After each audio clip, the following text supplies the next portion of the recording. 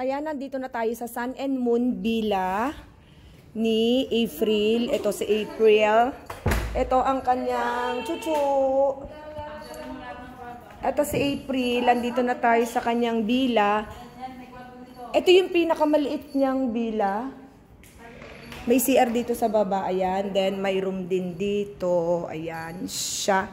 Oh, Claygo. Did you see that, Claygo? Clean as you go. Oh, huwag kayong mga eme. Ayan, oh, ang ganda ng swimming pool niya, guys. Yayamanin. Oh, ayan, oh, ang kanyang ref-refan. Oh, ito ang long table ng mga pangmayaman. At ayun ang mirror. Ilang room to, Kiray? 5 rooms to, guys. Ang presyo, depende. Depende sa ano, weekend or ano, kung ano man. Sun and Moon to, dito to, located sa May Kawayan, Angeles City. Ito yung isang room niya. Isang room, then isang room ulit, then isang room.